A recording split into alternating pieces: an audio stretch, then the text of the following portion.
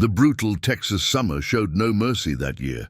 Even the vultures seemed to hang motionless in the sky, too exhausted by the heat to circle properly. I stood on my cabin porch, squinting at the horizon where dust devils danced across the parched landscape. My husband Thomas had been gone 3 weeks now, traveling to Austin for supplies and to sell our modest harvest. He should have returned days ago. I wasn't a woman who scared easily. 5 years on this isolated homestead had hardened. Me taught me to handle a rifle as naturally as I handled a ladle. But being alone with no neighbors for 15 miles did something to the mind. Every creak of the cabin, every distant coyote howl seemed amplified in Thomas's absence. That's when I saw it. A dark shape on the horizon, moving slowly, almost dragging across the dusty plain. Not the purposeful approach of a horse and rider, but something else entirely. I grabbed my rifle and waited, finger hovering near the trigger. As the figure drew closer, I realized it was a man, barely able to stay upright on his horse. Blood darkened his buckskin clothing, and long black hair hung limply around a face, creased with pain. A Comanche warrior. My blood ran cold. Stories of Comanche raids haunted every settler in these parts, tales of scalping, torture, and worse. Thomas always said if Comanche came, I should fire warning shots and run for the creek cave. Never engage. Never open our door. But this was no raiding party. Just one man, clearly dying. Before we jump back in, tell us where you're tuning in from. And if this story touches you, make sure you're subscribed, because tomorrow I've saved something extra special for you. The warrior slumped forward, then fell from his horse entirely, landing in a heap not 50 yards from my porch. His horse wandered toward our water trough, while the man lay motionless in the dirt. I stood frozen, the rifle heavy in my hands. I could simply wait. Nature would take its course soon enough. No one would blame me. In fact, most would say I'd be a fool to do otherwise, yet something pushed me forward. Perhaps it was the same stubborn decency that had brought Thomas and me to this unforgiving land in the first place. The belief that a life was a life, regardless of whose it might be. I approached cautiously, rifle ready. Up close, I could see. He was older than I'd first thought. Grey streaked his hair, and his face, though twisted in pain, carried the weathered dignity of authority. An arrow had pierced his side, broken off but still embedded. Fever flushed his cheeks. I mean no harm, I said, knowing he likely couldn't understand my words. I'm going to help you. His eyes fluttered open, dark and intense, despite his weakened state. For a moment, fear gripped me again. But then he spoke, his voice a dry rasp. Water. In English. My surprise must have shown because something like amusement flickered across his face before pain claimed him again. I ran to the well, filled a dipper, and returned. Supporting his head, I helped him drink.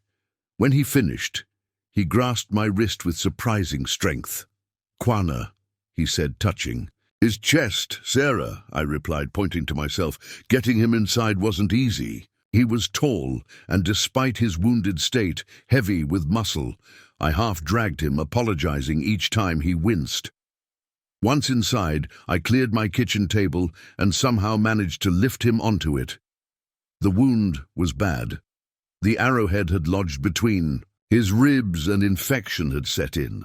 I'd helped Thomas remove buckshot and stitch knife wounds before, but this was different. The arrow would need to be pushed through completely. Pulling it back would only cause more damage. I prepared as best I could, boiling water, tearing clean bandages, retrieving the whiskey Thomas kept for medicinal purposes. All the while, Quana watched me through pain-narrowed eyes. This will hurt, I warned, offering him the whiskey. He shook his head. No firewater, medicine song instead. And to my astonishment he began to sing, a low, rhythmic chant that seemed to strengthen as it continued. I took a deep breath, gripped the arrow shaft and pushed. His song never faltered, even as the arrowhead tore through flesh and emerged on the other side.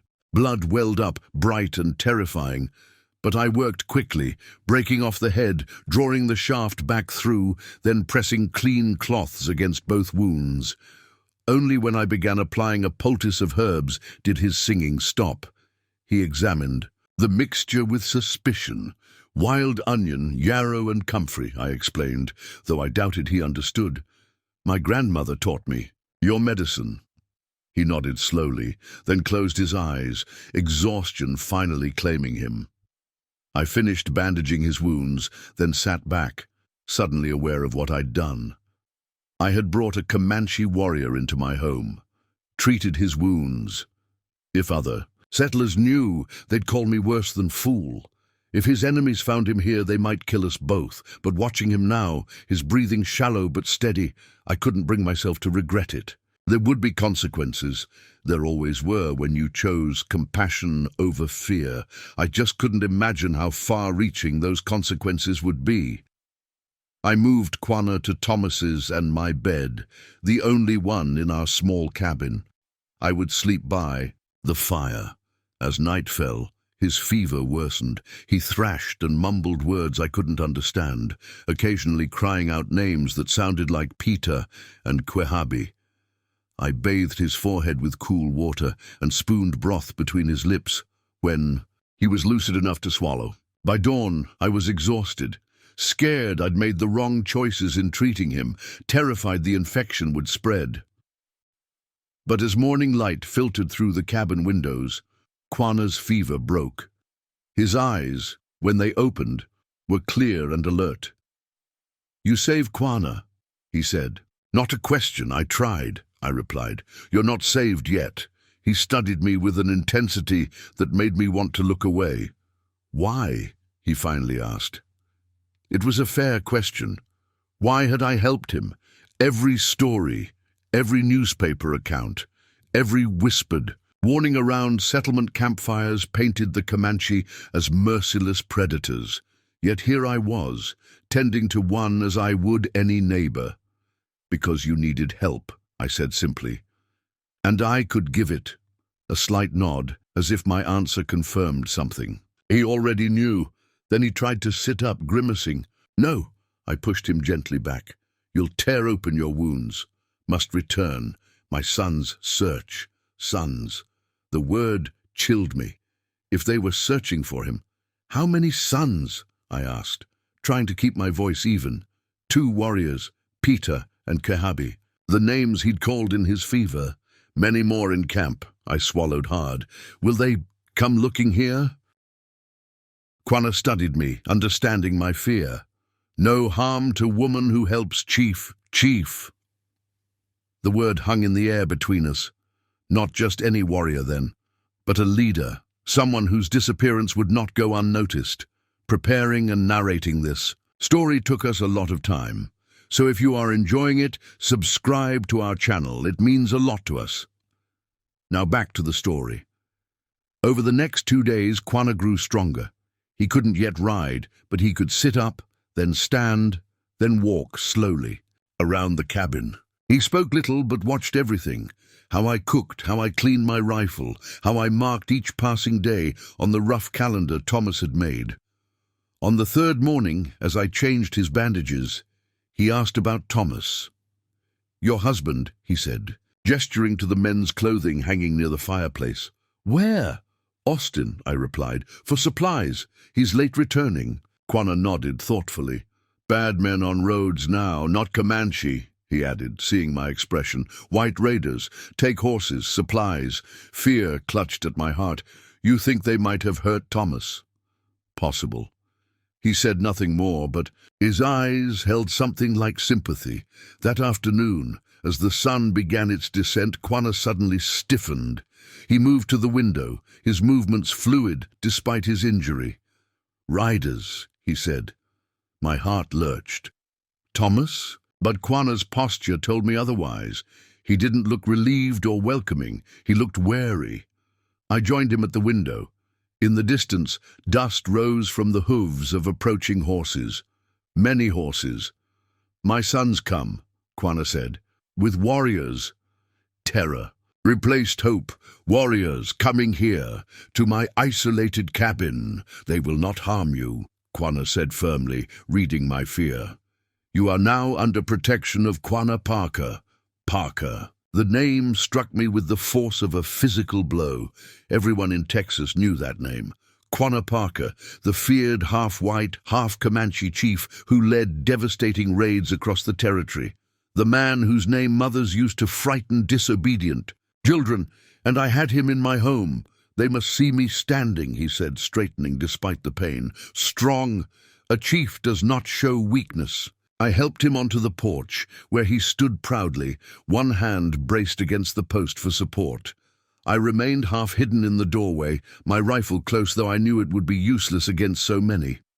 The riders approached, not the rampaging war party of my nightmares, but an organized group.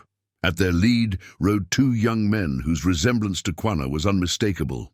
His sons. Behind them came warriors, their faces painted, feathers and silver ornaments adorning their horses and weapons. I stopped counting at 50, my mouth dry with fear despite Quanah's assurances. The sons dismounted first, approaching the porch with expressions of relief and concern. They spoke rapidly to Quanah in Comanche, occasionally glancing at me. Quanah replied at length, gesturing once to his bandaged side and several times to me. Finally, he turned. Sarah, he said, the first time he'd used my name since I'd told it to him. These are my sons, Peter and Quahabi. They thank you for saving their father. The taller son stepped forward, holding something wrapped in soft buckskin. With ceremonial gravity, he presented it to me. For saving Chief, he said in halting English as I took the bundle. Great honor you bring. My hands trembled as I unwrapped the gift. Inside lay a magnificent silver necklace, its intricate design unlike anything I'd ever seen. It glinted in the setting sun, beautiful and alien. I looked up, overwhelmed. 50 Comanche warriors watched me, waiting for my response. Quanah's dark eyes held a quiet dignity that transcended our differences, the vast gulf between our worlds. Thank you, I managed. I only did what anyone would do. Quanah shook his head slowly. No, he said, not anyone. The warriors made camp around my homestead that night, their fires dotting the darkness like earthbound stars. I stood frozen at my window, the silver necklace cold and heavy in my hands, unable to fully believe what was happening. Just days ago, I'd been a lonely settler's wife waiting for her husband's return. Now I was hosting Quanah Parker and 50 Comanche warriors. My hands trembled as I prepared a meal for Quanah and his sons. The rabbit stew stretched thin, but I added extra cornmeal to thicken it. As I worked, I felt their eyes following my movements, not threatening but curious, as if I were some strange creature they'd discovered.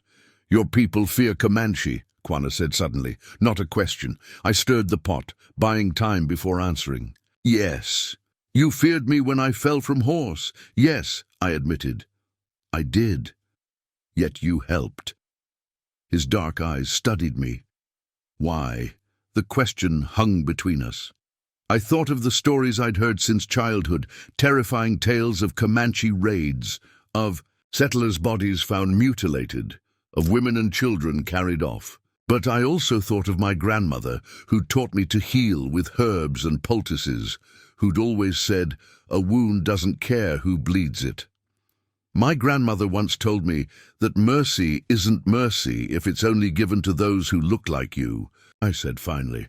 I suppose I wanted to be the kind of person she believed I could be. Quanah nodded slowly. Wise woman, your grandmother.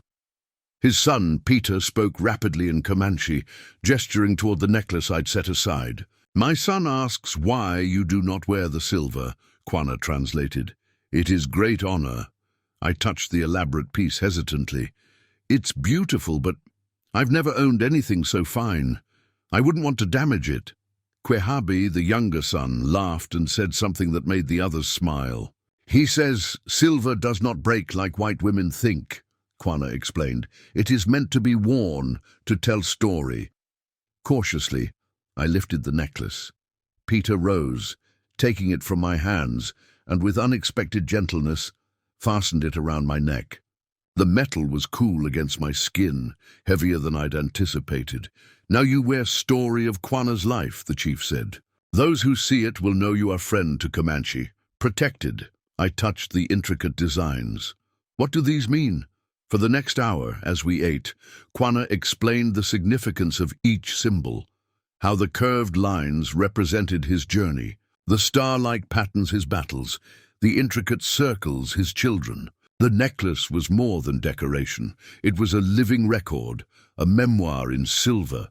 Night deepened around us. Outside, warriors sang low songs that carried on the wind, songs that made something ancient stir inside me, something older than fear. "Tomorrow, I return to my people," Quanah announced finally. "Wound heals well because of your medicine." Relief and an unexpected pang of something like disappointment washed through me. "You're strong enough to ride?" "A chief must be," he said simply. Then, after a moment's hesitation, "You are alone here. No husband, no neighbors?" I bristled slightly. "I manage." "Yes," a hint of approval. "You are strong, woman. But times change. More settlers come, more soldiers, more trouble." "Are you warning me to leave?" I asked. "I'm saying path ahead has many enemies. For you. For my people." His voice softened. "Blood spills easily in this land." Later, unable to sleep, I sat by the dying fire. Quanah's sons had joined the other warriors outside, leaving the chief resting in Thomas's chair. I thought he was asleep until he spoke. "You worry for husband." I nodded, grateful for the darkness that hid my tears. "Thomas should have been back days ago. My warriors will look for him tomorrow, on way back to camp." The unexpected offer left me speechless. "Why would you do that? You gave life back to me. Perhaps we give life back to your husband." A pause. "If he lives. And if he doesn't?" The question I'd been afraid to ask myself. Quanah was quiet for so long, I thought he wouldn't answer. "Then you must decide path to follow." Dawn broke with the smell of unfamiliar cooking. I stepped onto my porch to find the encampment already active, warriors preparing horses, packing supplies, extinguishing fires. At the center, Quanah stood tall, giving instructions. Only the careful way he moved betrayed his recent injury. Peter approached me, offering a wooden bowl filled with a meat I didn't recognize. "Buffalo," he explained, seeing my hesitation. "Good strength." I accepted it with thanks, surprised by the rich, gamey flavor. As I ate, Quanah joined us, dressed now in full regalia that a warrior had brought, fringed buckskin adorned with beads and feathers, a knife at his belt, eagle feathers in his hair. He looked every inch the feared chief from newspaper engravings. It was hard to reconcile this imposing figure with the wounded man I'd nursed. "My sons ride north and east," he said. "They search for your husband on roads from Austin." Hope and gratitude warred with practicality. "The territory is vast. They might never—" "They are Comanche," Quanah interrupted with quiet pride. "Best trackers on plains. If your husband left sign, they find him." Preparing and narrating this story took us a lot of time, so if you are enjoying it, subscribe to our channel. It means a lot to us. Now back to the story. As the warriors prepared to depart, an older man approached Quanah.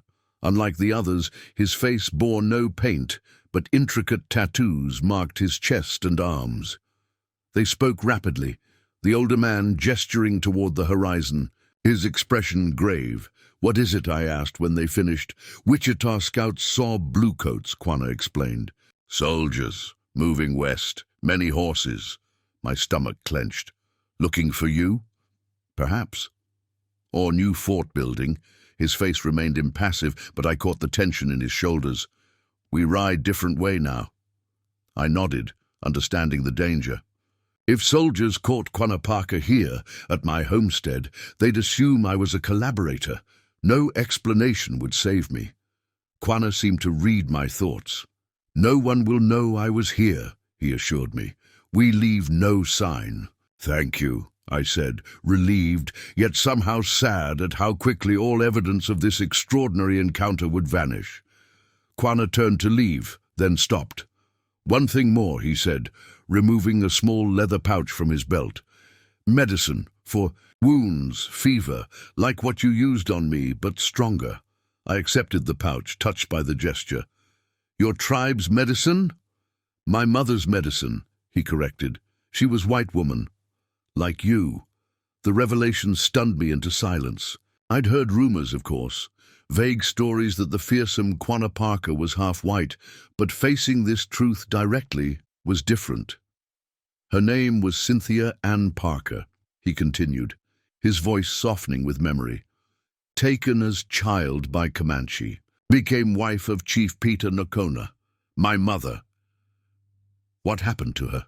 I asked, though something in his expression made me fear the answer. "Texas Rangers found her when I was young, took her back to white family." Grief flickered across his face, quickly masked. "She died trying to return to us, to Comanche ways." The story pierced me. A white woman who had so fully embraced Comanche, life that being returned to civilization had broken her. "That is why I knew you would help me," Quanah said. "I saw my mother's eyes in yours, eyes that see person, not enemy." The warriors mounted their horses with fluid grace. Quanah's sons approached one last time, each pressing their palm briefly against my shoulder, a gesture of respect I wouldn't have understood days earlier. Then Quanah himself stood before me. He had seemed so vulnerable when I first found him, bleeding and feverish. Now he radiated authority and strength, his recovery almost miraculous. "If soldiers come," he said, "tell truth. You found wounded man. Helped him? Did not know who?" "Will you be safe?" I asked, surprised by how much I cared about the answer. "Comanche are like wind," he replied. "Cannot catch wind." He mounted his horse with only the slightest wince to betray his healing wound. Looking down at me, he touched his heart, then extended his hand palm forward, a gesture both solemn and profound. "May your path be straight, Sarah of the healing hands." And then they were gone, 50 warriors melting into the landscape with uncanny speed, leaving nothing but hoofprints that the wind would soon erase. I stood alone on my porch, the silver necklace heavy around my neck, wondering if any of it had been real. 3 days passed. I returned to my routines, drawing water, tending the garden, watching the horizon for Thomas, but everything felt different. The silence, once oppressive, now seemed emptier somehow. I found myself listening for songs no longer sung. On the 4th morning, I woke to the sound of approaching hooves. One horse moving steadily closer. I grabbed my rifle and stepped onto the porch, heart racing. The rider crested the hill, silhouetted against the rising sun. Not Thomas, not Comanche, a cavalry officer, blue uniform bright against the dusty landscape. Behind him distantly, I could make out more riders, an entire detachment slowly coming into view. The officer reined in before my cabin, touching his hat in greeting. "Ma'am," he called, "Lieutenant James Cooper, United States Army. Mind if I have a word?" I clutched my rifle tighter, suddenly conscious of the silver Comanche necklace hidden beneath my high-collared dress. "What brings the Army to my door, Lieutenant?" I asked, forcing my voice to remain steady.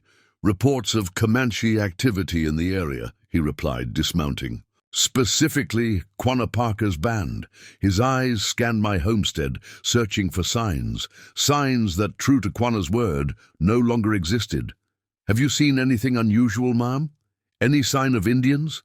I thought of Quanah's dark, intelligent eyes, his son's gentle hands fastening silver around my neck, 50 warriors who could have destroyed everything I had, but instead shared their food and offered to search for my missing husband.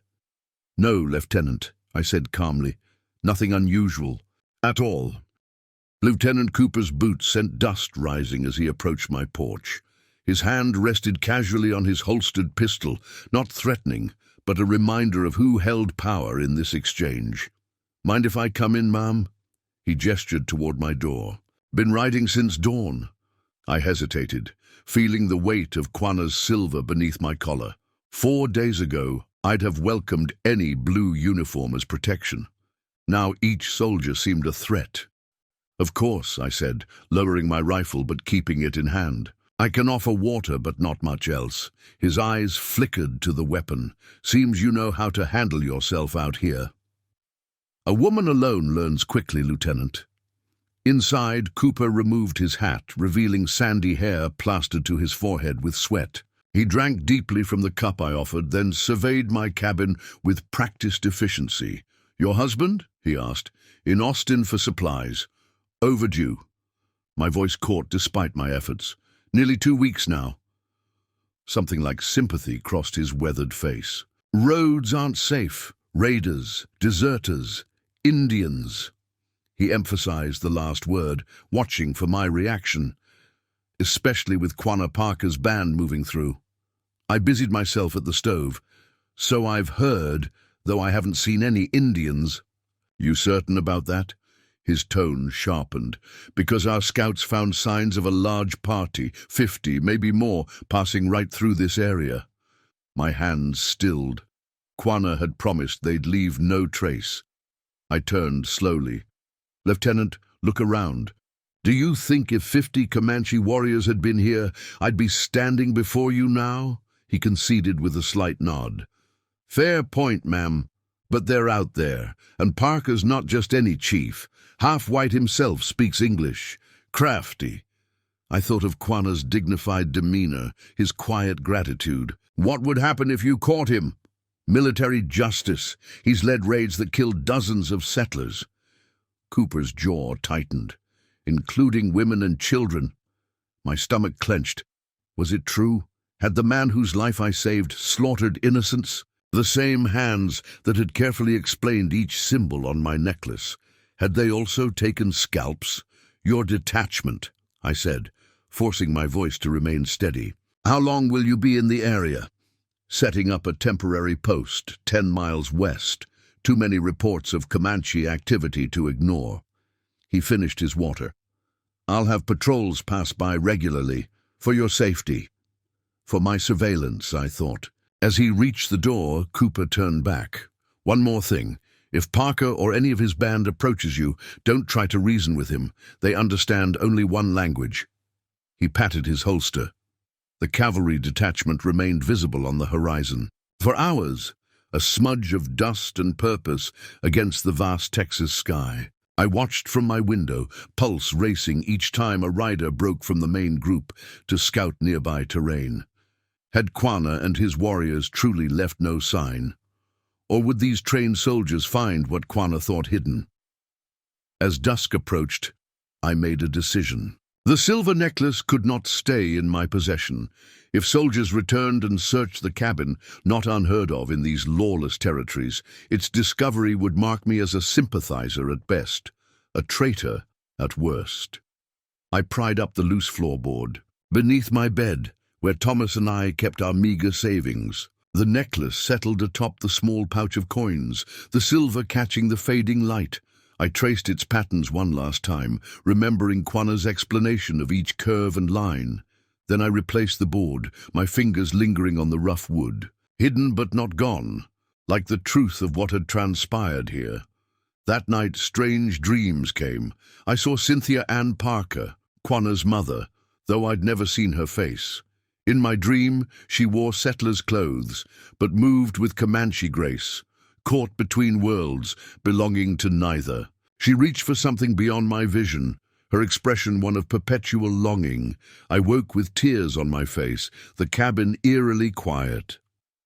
Dawn brought an unexpected sound, wagon wheels. I grabbed my rifle and rushed outside, hope blooming wild and desperate in my chest. A supply wagon approached, but it wasn't Thomas driving. Instead, a middle-aged man I recognized from the settlement 20 miles south handled the reins. Beside him sat a figure that made my heart skip, Thomas's friend Michael Powell. "Sarah," Michael called as they drew closer. He jumped down before the wagon fully stopped, his normally cheerful face grave. "Thank God you're all right." "Michael." My voice sounded distant to my own ears. "Where's Thomas?" The men exchanged glances, and I knew before Michael spoke. Knew. From the solemn set of his shoulders, the careful way he approached me, as if I might shatter. "There was an attack on the Austin Road," he said gently. "Raiders hit several wagons, including Thomas's." The world tilted beneath me. I clutched the porch post, my knuckles white. "Is he?" "We don't know for certain." Michael's hand on my arm steadied me. 4 men were killed, 3 bodies identified, but the 4th. He swallowed hard. "It was badly burned, Sarah. Unrecognizable." "But you don't know it was him," I insisted, grasping at hope's fragile threads. "It could have been anyone." They found this. The wagon driver approached, holding something out. Thomas's pocket watch, the one his father had given him. The gold case was dented, the glass shattered. My legs gave way. Michael caught me, easing me onto the porch steps as the morning sun beat down, indifferent to how my world was ending. "I'm so sorry, Sarah," Michael said. "We came as soon as we heard. You shouldn't be alone out here." I barely registered his words, my mind stuck on a single thought. Thomas's body burned beyond recognition. No proper burial. No chance to say goodbye. Then another realization struck with paralyzing force. I was truly alone now, a widow on an isolated homestead, miles from help or hope. Before we jump back in, tell us where you're tuning in from. And if this story touches you, make sure you're subscribed, because tomorrow I've saved something extra special for you. The men brought Thomas's remaining possessions inside, his toolkit, some papers from the Austin Bank, the deed to our land. Simple objects that now held the weight of memory. "You'll come back with us," Michael said. Not a question, but a gentle command. No woman can manage out here alone. Part of me knew he was right. Without Thomas, the challenges of frontier life would multiply tenfold. Yet something held me back. "I need time," I said finally, "to gather our things, to say goodbye." My throat closed around the words. Michael nodded reluctantly. "We'll leave provisions. I'll return in 3 days to take you to the settlement." He clasped my hand. "Thomas loved you fiercely, Sarah. He'd want you safe." After they departed, silence reclaimed the cabin. I moved like a sleepwalker, touching Thomas's shirts, his boots, the chair where he'd sat repairing harnesses through long winter evenings. Each object unleashed fresh grief. Night fell, and still I wandered our small home, unable to rest. Outside, coyotes called to the moon, their cries mimicking the keening in my own heart. A soft sound at the window startled me from my stupor. A scratch, like a branch against glass. But we had no trees so close to the cabin. I reached for my rifle, moving cautiously toward the sound. A face appeared, dark against the darkness. I nearly screamed until recognition dawned. Peter, Quanah's older son. He gestured urgently for me to come outside. Heart pounding, I slipped through the door. Peter wasn't alone. 5 Comanche warriors waited silently, their horses standing motionless nearby. How had they approached without my hearing them? "You must come," Peter said in his halting English. "Father sends for you." "Quanah? Why? No safe here." He pointed westward. "Soldiers make camp. We'll return for you." "How do you know this?" "We watch. We listen." His expression remained grave. "Also, we find your husband." The world seemed to stop. "Thomas? You found Thomas?" Peter nodded. "Alive but hurt bad, with our medicine woman now." Disbelief, hope, and confusion warred within me. "The men today said he was dead. They had his watch, his things." "Not him they find." Peter's certainty left no room for doubt. "Come now, Father says bring you to him." I stood frozen between worlds, the cabin holding 5 years of memories, the dark prairie promising either salvation or destruction. Could I trust them? The burned body could have been anyone. The watch stolen after the attack. How do I know you're telling the truth? I asked.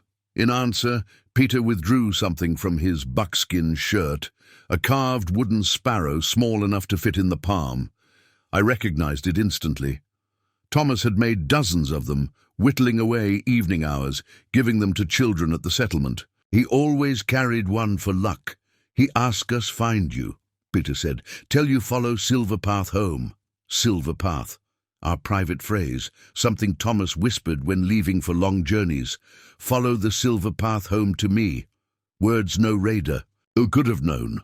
Preparing and narrating this story took us a lot of time, so if you are enjoying it, subscribe to our channel. It means a lot to us. Now back to the story.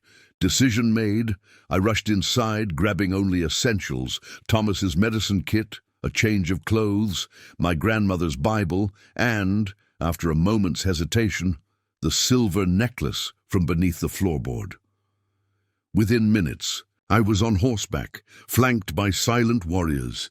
Fear and hope churned inside me as we rode into the darkness. 5 years of settler caution screamed this was madness, following Comanche into the night, abandoning everything I knew. Yet something stronger pulled me forward. If Thomas lived, nothing else mattered. We rode hard through the night, avoiding known trails. Peter led with uncanny confidence, even as clouds obscured the moon and stars. The landscape changed gradually, rockier, wilder, with steep arroyos cutting through the terrain. How much farther? I asked, during a brief rest to water. The horses. Sunrise, sunset, Peter replied. Then we reach winter camp, 2 days' ride. My body, unused to such travel, already ached, but I nodded without complaint. Near dawn, we descended into a sheltered canyon. A small spring created an oasis of green amid the arid landscape.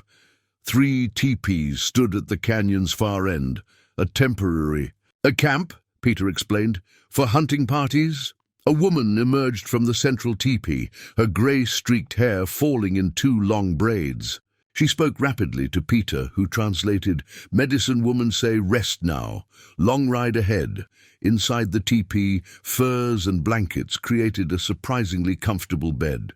The medicine woman offered a steaming drink that smelled of unfamiliar herbs. "For strength," she said in broken English, watching until I drank it all. Exhaustion overtook me, and I fell into dreamless sleep, deeper than any I'd known. When I woke, the sun was already descending. I'd slept through the entire day. Outside, the warriors prepared to move on. Fresh horses had appeared, along with additional supplies.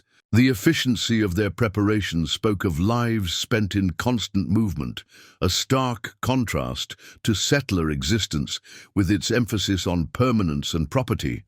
"We ride soon," Peter said, offering dried meat and berries. "Soldiers patrol. East. We go north, then west. Longer way, but safer." As I ate, I noticed him eyeing the chain of my necklace, visible at my collar. "You wear silver again," he observed with approval. I touched it self-consciously. "It seemed right to bring it," he nodded. "Silver holds power, protects wearer." We departed as dusk painted the canyon walls crimson and gold. The night's journey proved more grueling than the first. Steeper terrain, occasional rain, and twice long detours to avoid what Peter said were cavalry patrols. By the second night, my body had moved beyond pain to a strange numbness. The medicine, woman's teas helped, but each hour in the saddle became an exercise in endurance. "Tell me about Thomas," I said to Peter during one rest stop, desperate for distraction from my discomfort. "How badly is he hurt?" Peter's expression grew solemn. "Arrow through shoulder, fever like father had." "But he's alive? You're certain? He live when we leave. Talk about you. Golden hair, eyes like sky." He touched his own chest. "Strong heart," he say.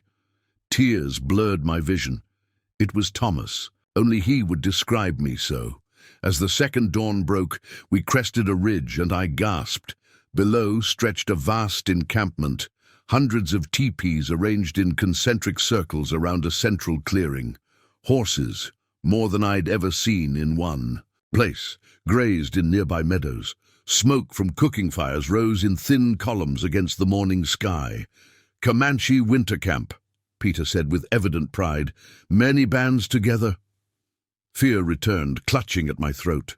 If Thomas was here, we were both deep in Comanche territory, farther from settlements than I'd ever been. If he wasn't, Peter sensed my apprehension. Father waits, he said simply, urging his horse forward. We descended toward the camp, drawing. Curious stares. Children ran alongside our horses, pointing and calling out. Women paused in their work to watch our approach. Warriors straightened, hands moving instinctively to weapons. Word of our arrival spread rapidly. By the time we reached the camp's center, a crowd had gathered. They parted to reveal a figure I recognized immediately. Quanah, resplendent in full ceremonial dress, standing tall and strong. No hint remaining of the wounded man I'd nursed. He stepped forward, raising his hand in greeting. The assembled Comanche fell silent. Sarah of the healing hands, he said, his voice carrying across the clearing. You have come far from your home. I was told Thomas is here, I said, my voice smaller than I'd intended. My husband, Quanah nodded.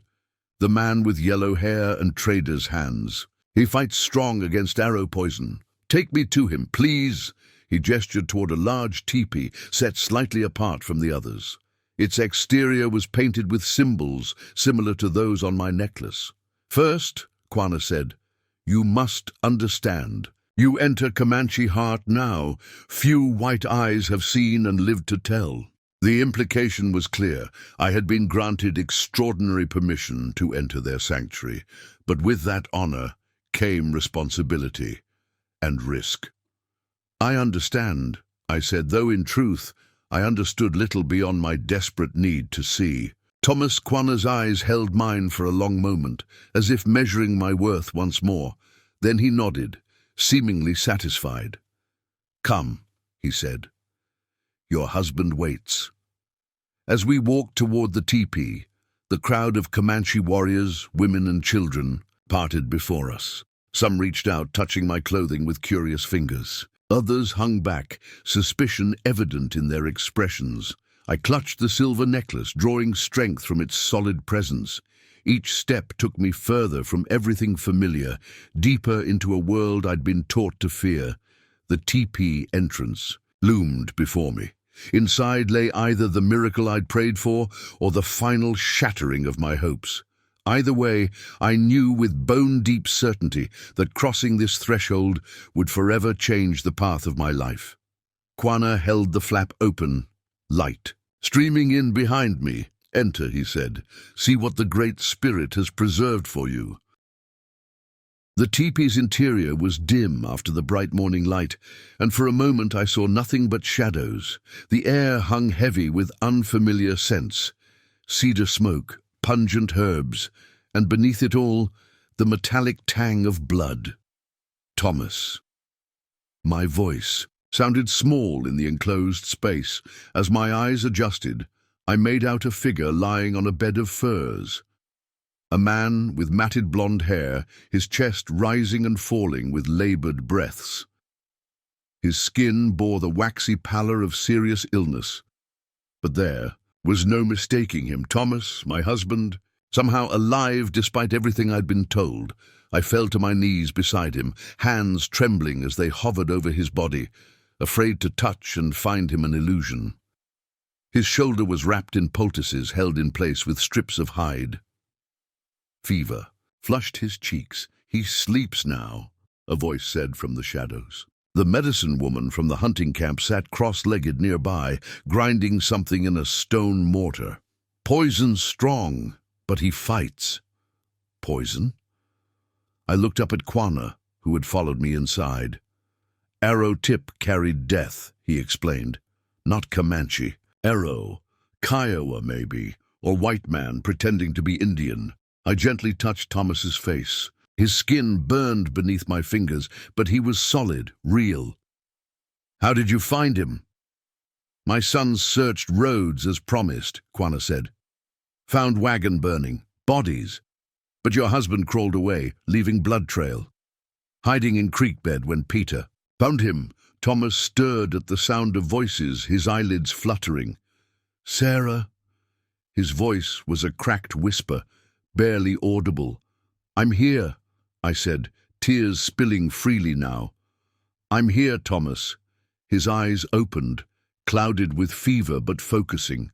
On my face, recognition dawned slowly, followed by disbelief, then joy so intense it transformed his haggard features. Told them you'd come, he whispered. No one believed. Rest now, I said, pressing my lips to his forehead. Save your strength. He gripped my hand with surprising force. How did you find me? How are you here? I glanced at Quanah, uncertain how to explain everything that had happened since Thomas left for Austin. The chief's sons brought me, I said simply. They've been caring for you. Thomas's gaze shifted to Quanah, confusion replacing joy. Chief, we will speak later, Quanah said, when strength returns. He nodded to the medicine woman who approached with a steaming cup. Drink medicine now. Both need rest. Thomas complied, too weak to resist. Within moments, his eyelids grew heavy, his grip on my hand loosening as he slipped back into sleep. I remained by his side, scarcely believing the miracle before me. The husband I'd thought lost forever breathed beside me, his life hanging by a thread, but not yet severed. How bad is it? I asked the medicine woman. She considered her answer carefully. Arrow broke inside, pieces still there, under bone. She gestured to her own shoulder. Must come out or poison spreads. My stomach knotted. You mean surgery? She nodded gravely. Deep cutting. Much blood. I'd assisted with minor surgeries before, setting bones, removing bullets lodged near the surface. But this was different. This was Thomas, and the procedure she described could kill him as easily as save him. Can you do it? I asked. The medicine woman shook her head, old hands not steady enough for such work. She pointed to me. But you have healer's hands. You saved Chief. Horror dawned as I understood what she was suggesting. No, I can't possibly. She speaks truth, Quanah interrupted. You have skill, steady hands, knowledge of white medicine. Bandaging. A wound is one thing, I protested. Cutting into my husband's body is another entirely. Quanah's expression remained impassive. Without surgery, he dies. This is certain. The blunt truth silenced me. I looked down at Thomas's feverish face, tracing the familiar lines with my eyes, the small scar above his left eyebrow from a childhood fall, the laugh creases at the corners of his eyes, the stubborn set of his jaw. After believing him dead, having him returned only to lose him again seemed an unbearable cruelty. I need to think, I said finally. Quanah nodded. Rest first. Decision later. He gestured to another pile of furs across the tepee. Sleep here. Be near husband. After they left, I lay down beside Thomas, listening to each labored breath as if it might be his last. Despite my exhaustion, sleep eluded me. My mind raced with terrible possibilities. If I attempted surgery, I might kill him with my inexperienced hands. If I didn't, infection would certainly claim him. The medicine woman returned periodically to change Thomas's poultices and administer more of her bitter-smelling tea. Each time, she would look at me with expectation, awaiting my decision. By evening, Thomas's fever had risen further. He thrashed in his sleep, muttering disconnected phrases, occasionally crying out in pain. Each sound tore at my heart. Outside, drums began to beat, their rhythm slow and hypnotic. Voices joined in songs that rose and fell like wind across the prairie. The tepee flap opened, admitting Quanah. He carried a small bundle wrapped in soft hide. My people pray for your husband, he said, settling cross-legged beside me. And for you. Why are you doing this? I asked. Why save a white settler? Quanah was silent for a moment, his face illuminated by the small fire at the teepee's center. Many reasons, he said finally. Debt of life, promise made, but also... He hesitated. Your husband trades fairly with Comanche, speaks few words of our tongue, respects old boundaries. This surprised me. Thomas had never mentioned trading with Comanche. Like most settlers, he spoke of them with cautious fear. Reading my expression, Quanah smiled slightly. Men keep many secrets, even from wives they love. He unwrapped the bundle, revealing several metal implements, a slender knife with an unusually sharp blade, what appeared to be crude forceps, and a collection of bone needles. Tools for surgery, he explained. Some traded from Army Doctor, some made by our smiths. I recoiled from them. I can't use these on Thomas. Then he dies. Quanah's directness was jarring, but not unkind. Sometimes only hard path leads to life. Before I could respond, Thomas cried out, his back arching in pain. I rushed to him, holding his shoulders as he thrashed. His skin burned hotter than before, and when I lifted the poultice on his wound, the smell of infection was unmistakable, sweet and putrid. Morning may be too late, Quanah said quietly. The realization crystallized within me, clearing away doubt and fear. If Thomas died because I was too cowardly to try saving him, I would never forgive myself. I'll need help, I said, and light, as much as you can provide. Quanah nodded, immediately issuing commands to waiting attendants outside. Within minutes, the teepee was transformed. Additional lamps were brought, their animal fat flames casting bright, steady light. The medicine woman returned with fresh herbs and poultices. 2 strong warriors stood ready to hold Thomas still. Before we jump back in, tell us where you're tuning in from, and if this story touches you, make sure you're subscribed, because tomorrow I've saved something extra special for you. I prepared as best I could, washing my hands in hot water infused with herbs the medicine woman provided. She showed me how to steep certain leaves to create a tea that would dull Thomas's pain and slow bleeding. He must drink much, she instructed. Then wait until eyes glaze. Pain still comes, but memory fades. Thomas regained consciousness long enough to understand what was happening. Fear flickered across his face, followed by grim acceptance. Do what you must, he told me, gripping my hand. I trust you. I'll get it out, I promised. All of it. As the medicine took effect, his eyes grew unfocused, his muscles relaxing. The warriors moved into position, ready to restrain him when the cutting began. I closed my eyes briefly, whispering the prayer my grandmother had taught me before difficult tasks. Steady my hands, clear my sight, guide my heart. The first incision was the hardest, cutting into the flesh of the man I loved, watching blood well up around the blade. Thomas jerked despite the medicine, a low moan escaping his lips. The warriors held him firmly as I worked. Following the medicine woman's guidance, I cut deeper, exposing the splintered arrowhead lodged against Thomas's shoulder blade. Fragments had broken off, embedding themselves in surrounding tissue. Each piece required careful extraction, the forceps feeling unwieldy in my blood-slick fingers. Time lost meaning. The world narrowed to the wound before me, the glint of metal shards, the rhythm of Thomas's breathing. The medicine woman passed instruments, applied herbs to slow bleeding, and murmured encouragement when my hands began to tremble. The largest fragment refused to budge, wedged tight against bone. Sweat dripped into my eyes as I struggled to grasp. It cannot reach, I said, desperation rising. It's too deep.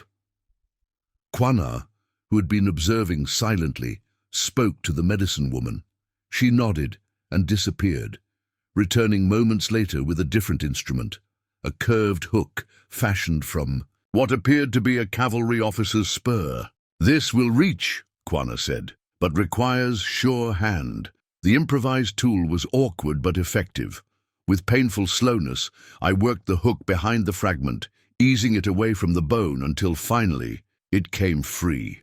The relief was so intense I nearly wept. All pieces out, the medicine woman confirmed, examining what we'd extracted. Now close path of blood. The stitching was painstaking work, closing layer after layer with the bone needles and sinew thread she provided. By the time I placed the final stitch, my back ached and my vision blurred with fatigue. "Is it enough?" I asked her, surveying my handiwork with uncertainty.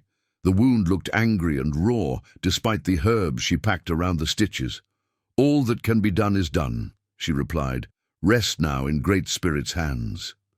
As dawn approached, Thomas's fever finally broke. His breathing eased, and colour returned gradually to his face. I sat beside him, changing the poultices as instructed, and spooning broth between his lips when he stirred. Preparing and narrating this story took us a lot of time, so if you are enjoying it, subscribe to our channel. It means a lot to us. Now back to the story. Exhaustion claimed me eventually. I woke to find the teepee bathed in afternoon light, and Thomas watching me, his eyes clear for the first time since our reunion. "You look terrible," he said, his voice weak but tinged with his old humour. I laughed through sudden tears. "You're not exactly at your best either. Did you really cut an arrowhead out of me?" he asked, wincing as he tried to shift position. "Don't move," I cautioned, adjusting his coverings. And yes, though I had help. His eyes moved past me, taking in the teepee's interior with growing awareness. "We're in a Comanche camp," he said, not a question but a realization. "How?" I told him everything. Finding Quanah wounded, nursing him back to health, the warriors who came searching, the cavalry's arrival, the false news of his death. As I spoke, his expression shifted from disbelief to wonder to something like understanding. "The Comanche who found me," he said when I finished. "I thought I was hallucinating. He spoke some English, said he was looking for me." Thomas shook his head slightly, said someone with healing hands was waiting. That was Peter, Quanah's son. I touched the silver necklace that still hung around my neck. "They've been protecting us both." Thomas's gaze fixed on the necklace. "Where did you get that?" "Quanah's people gave it to me, for saving him." I hesitated. "Thomas, why didn't you tell me you traded with the Comanche?" His eyes widened slightly, then he sighed. "Didn't think you'd understand. Most settlers would consider it betrayal. But they've always been fair with me, and their buffalo hides are better than any I can get from white traders." He attempted to sit up, grimacing with the effort. I helped position him against a rolled fur. "How bad is it?" he asked, gesturing. To his shoulder. "Bad enough," I admitted. "But the medicine woman believes you'll heal now that the poison is gone. You'll have quite a scar to show for it. Small price for my life." His hand found mine. "Sarah, what happens now? We can't stay here." The question had been circling my mind since our arrival. We were deep in Comanche territory, far from any settlement. Even if Thomas were strong enough to travel, which he wouldn't be for weeks, returning to our homestead might be impossible, with cavalry patrols searching the region.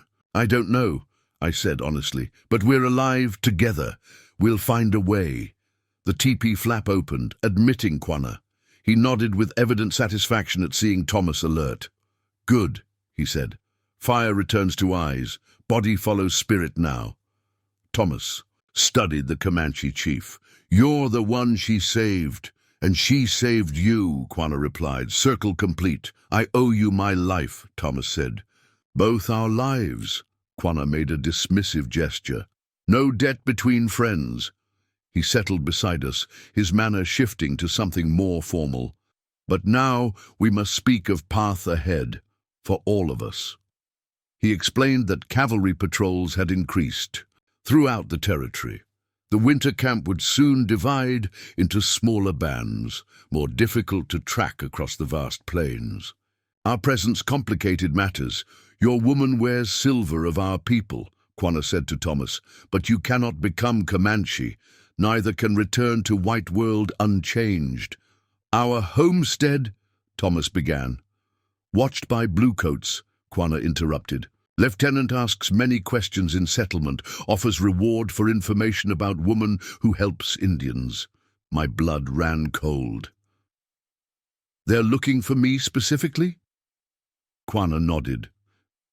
Medicine woman who disappeared when soldiers came. Some say she ran to Comanche. The implications were staggering. If we returned, I might face charges of aiding the enemy. In the volatile frontier, such accusations could lead to imprisonment, or worse. What choice do we have? Thomas asked, his voice strained. Quanah was silent for a long moment, his expression unreadable. Then he reached into his shirt and withdrew a folded paper. Third path exists, he said, handing it to Thomas. For those caught between worlds. Thomas unfolded the document with his good hand. I leaned closer, reading over his shoulder. It was a map, carefully drawn on army stationery, showing territories to the west and south, into Mexico. My mother's brother, Quanah explained, lives with peaceful band near mountains in Mexico. No bluecoats, few settlers. Good place for healing hands and honest trader. You want us to leave everything? I asked, the idea simultaneously terrifying and oddly freeing. Start over, somewhere new. All paths hold danger now, Quanah said simply. This one offers life, at least.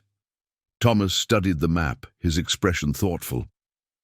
How would we even get there? I can barely stand, let alone ride. When moon grows full again, my people travel south for buffalo hunt, Quanah said. You travel with us, hidden in travois until strength returns. From hunting grounds, my best warriors guide you across border. It was an extraordinary offer. Safe passage through hundreds of miles of hostile territory, protection from both army patrols and rival tribes. The kindness behind it humbled me. Why would you do this for us? Thomas asked, echoing my thoughts. Quanah's gaze turned to me. Your woman saw me as man, not enemy. Rare gift. He touched the healed wound in his side. In world that divides. Like river around rock, such sight should be preserved. That night, as Thomas slept, I stepped outside the teepee for the first time since our arrival. The Comanche camp spread before me, alive with activity even after sundown. Children played between the teepees. Women worked hides or tended cooking fires. Warriors gathered in circles, sharing pipes and stories. I had been taught to fear these people my entire life. Yet here, watching them live and work and laugh, they seemed not so different from the settlers I'd known. Quanah found me there, observing the camp. Without speaking, he guided me to a small rise overlooking the valley. From this vantage, the encampment resembled a reflection of the star-filled sky above. Each fire a star, each life a light in the darkness. Before my mother was taken by rangers, Quanah said, breaking the silence, she told me world is wider than what we see. Said lines men draw on maps mean nothing to hawk or wolf or running water.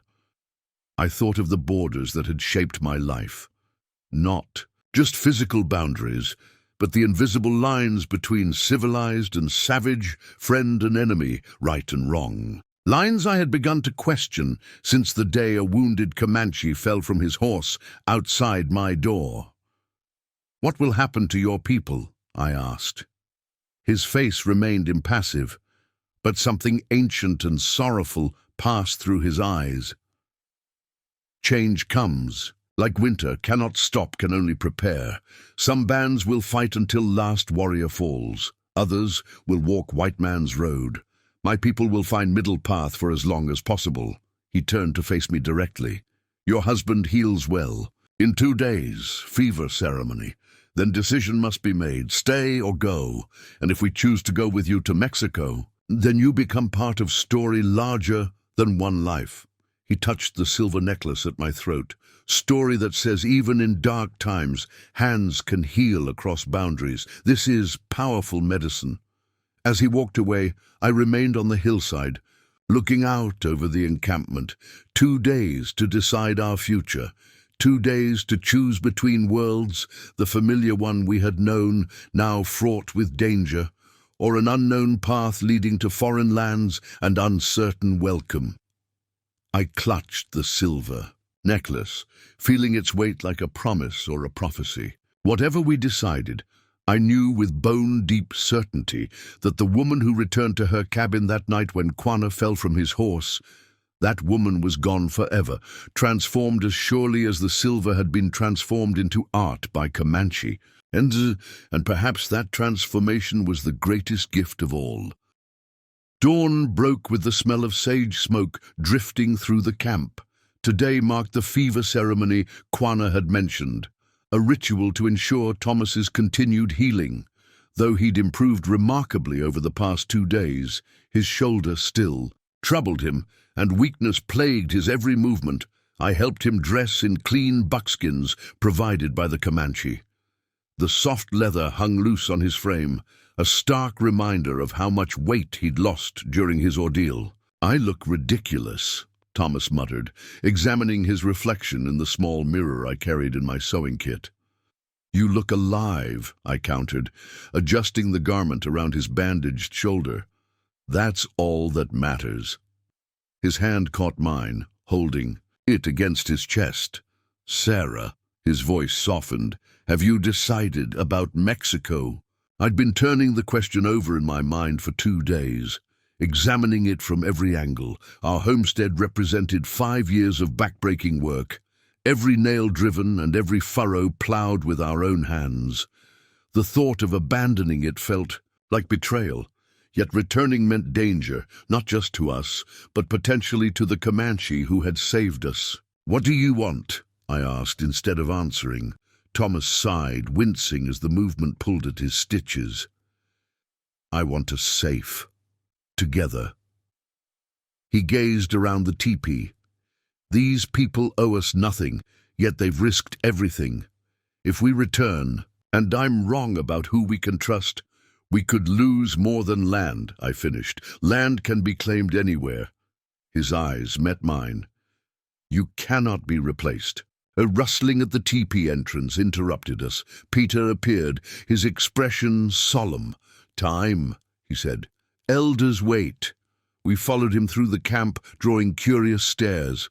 I'd grown somewhat accustomed to being watched, but Thomas tensed. Beside me, uncomfortable under the scrutiny. Few white men had seen a Comanche winter camp from the inside and lived to speak of it. The ceremonial space occupied the center of the encampment, a large circular clearing ringed with painted shields and lances thrust into the ground. At its center burned a fire of unusual color, the flames tinged blue-green from minerals added to the wood. Elders sat in a semicircle on the fire's far side, their faces weathered as the surrounding landscape. Quanah stood among them, distinct, in his blend of Comanche and white man's dress, buckskin leggings paired with a calico shirt, his long hair adorned with eagle feathers and silver ornaments. "The council wishes to see wound before ceremony," Peter explained quietly. Thomas glanced at me nervously. "It's healing well," I reassured him. "There's nothing to fear." As we approached, Quanah stepped forward. "Thomas Strong Hand," he greeted, using a name I'd never heard. "Sarah of Healing Touch, council honors your presence." He gestured to an elder who carried an intricately carved pipe. "Medicine Hawk asks to examine wounds given and wounds healed." Thomas nodded stiffly, then with my help, removed the buckskin shirt from his injured shoulder. The old man approached, his movements deliberate and dignified despite his advanced age. His fingers probed gently around the stitched wound, his eyes sharp and assessing. After a thorough examination, he spoke at length in Comanche. The other elders nodded, apparently satisfied with whatever he had reported. "He says wound speaks of both harm and healing," Quanah translated. "Arrow meant to kill instead became path for new understanding." The old man turned his attention to me, gesturing to my hands. Hesitantly, I extended them. He took them in his own, gnarled and spotted with age, yet remarkably strong, turning them palm up, then palm down, studying them as if reading a map. Medicine. Hawk sees something rare, Quanah continued. Hands that do not distinguish between friend and enemy when healing is needed. This power existed before you helped me. Will remain after you leave. The elder finally released my hands and returned to his place in the circle. At some unspoken signal, women appeared, bearing clay pots of colored pigments and bundles of aromatic herbs. Fever ceremony begins, Quanah explained. Paint will be applied to protect against return of sickness. Songs will be sung to strengthen blood. What followed was unlike anything I had ever experienced, as the women applied red ochre and black charcoal in intricate patterns to Thomas's chest and face. The elders began a low, rhythmic chant. Drums joined in, their heartbeat pulse building gradually until I could feel the vibration in my own chest. The medicine woman who had assisted with Thomas's surgery approached me, a small bowl of blue pigment in her hands. She dabbed it onto my forehead and palms with surprising gentleness. For vision, she explained in broken English. For hands. The ceremony lasted hours, moving through distinct phases marked by changes in the chanting and drumming. Thomas participated as best he could, following Quanah's lead. Though the rituals were foreign to us both, I sensed their power, the community united in purpose, lending their collective strength to one man's healing. By the ceremony's end, exhaustion lined Thomas's face, but a new steadiness had entered his bearing. Whatever skepticism he might have harbored seemed, if not dispelled, at least quieted. As the gathering dispersed, Quanah approached us. "Rest now," he instructed. "When sun touches western hills, we talk of journey ahead. Many preparations needed, whichever path you choose." Back in the teepee, Thomas slept immediately, his body demanding recovery. I sat beside him, washing away the ceremonial paint from my hands, watching the blues swirl away in the bowl of water. "Before we jump back in, tell us where you're tuning in from. And if this story touches you, make sure you're subscribed. Because tomorrow, I've saved something extra special for you." My thoughts wandered to our homestead, the garden I'd labored over, the fruit trees just beginning to bear, the rocking chair Thomas had made during our first winter.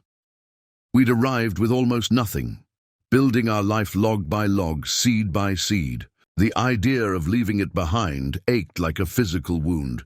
Yet as I watched Thomas sleep, his face peaceful despite all he'd endured, I knew our home wasn't the walls and roof we'd constructed. It was this, us together, breathing, living, continuing. Soft sound at the entrance pulled me from my thoughts. The medicine woman entered, bearing fresh poultices and a steaming decoction in a clay cup. "For sleep dreams," she said, setting the cup beside me. "Decision time comes soon." I nodded my thanks, curious about this woman who moved between worlds, as I now found myself doing. "What is your name?" I asked, realizing I'd never inquired. "Walks with Thunder," she replied. Then with a hint of amusement added, "White men at mission school called me Rebecca. Which do you prefer?" She considered this, her weathered face thoughtful. "Depends on world I walk in. Here," she gestured around the teepee, "first name, with bluecoats or settlers, second name." "How do you know which world you belong to?" The question slipped out before I could consider its presumptuousness, but she didn't seem offended. "Belong to both, belong to neither." She pointed to my silver necklace. "Like you now." After she left, I sat in the gathering dusk, turning her words over in my mind. Like you now. Was that what we had become? People caught between worlds, belonging. Fully to neither. When Thomas woke, I helped him eat the hearty stew someone had left outside our teepee. His strength was returning, but slowly. He wouldn't be able to ride for weeks yet. "I've been thinking about Mexico," he said finally, setting aside his empty bowl, "and it's not just about safety. He gazed at the teepee's smoke hole, where stars had begun to appear in the darkening sky. It's about who we become after all this. If we go back, pretend none of this happened. He didn't need to finish. We both knew that returning meant rejoining. A world where helping a wounded Comanche was considered treason, where the people who saved my husband's life were viewed as savages to be eliminated. Could you live with that? I asked. After everything? Could you? His eyes held mine, serious in the dim light. You've changed, Sarah. I see it in how you move through this place, how you speak with them. Not as strangers, but as people, I supplied. Just people. Evening arrived with Quanah as promised, accompanied by Peter and 2 elders. They brought a detailed map drawn on tanned hide, more precise than the paper one we'd seen earlier. Buffalo hunt begins in 7 days, Quanah explained, pointing to a river valley south of our position. From there, 12 days' ride to border, if weather holds. The elders spoke at length in Comanche, with Quanah translating the essential points. The journey would be challenging, especially for someone recovering from a severe wound. We would travel concealed in a specially constructed travois until well clear of army patrols. Once across the border, we would be guided to Quanah's uncle's. Band. What kind of life could we build there? Thomas asked. Simple life, Quanah acknowledged. Trading post, perhaps. Healing work. My uncle's band trades with Mexican villages. Some speak English. And if we choose to return to our homestead instead, Quanah's expression remained neutral. Then we find way. Provide escort until safe. But path has many eyes watching now. The question hung between us. Thomas looked to me, and I realized he was waiting for my decision. Despite his own inclinations, he would follow my lead on this. I thought of our land, our plans, the future we had envisioned in that quiet corner of Texas. I thought of Lieutenant Cooper and his suspicious questions, of the burned body mistaken for Thomas, of the reward offered for the woman who helped Indians. Then I thought of the silver necklace against my skin, the knowledge we now carried, the people whose lives had intertwined with ours in ways we never could have anticipated. Mexico, I said finally. We'll go to Mexico. Relief flickered across Thomas's face, followed by resolve. Quanah nodded once, as if he had expected nothing else. Good, he said simply. Preparations begin tomorrow. Preparing and narrating this story took us a lot of time, so if you're enjoying it, subscribe to our channel. It means a lot to us. Now back to the story. The next days passed in a flurry of activity. Peter and Quehabi took me hunting, teaching me to move silently through brush, to read animal signs, skills we would need on the journey ahead. Thomas worked with the band's craftsmen as his strength allowed, learning to fashion emergency repairs for equipment we might carry. News reached the camp of increased army patrols to the east. Scouts reported a new temporary fort being established, less than 2 days' ride from our former homestead. The noose was tightening, confirming the wisdom of our decision. On the 5th day, as preparations neared completion, unexpected visitors arrived. 3 riders from a neighboring Comanche band, their horses lathered from hard riding. They spoke urgently with Quanah and the elders, gesturing northward. Later, Quanah sought us out, his expression grave. Army column moving this way, he informed us. Many soldiers, Tonkawa scouts. The Tonkawa, allies of the army and traditional, enemies of the Comanche, were renowned trackers. If they found the winter camp, the consequences would be devastating. Camp breaks tomorrow, Quanah continued.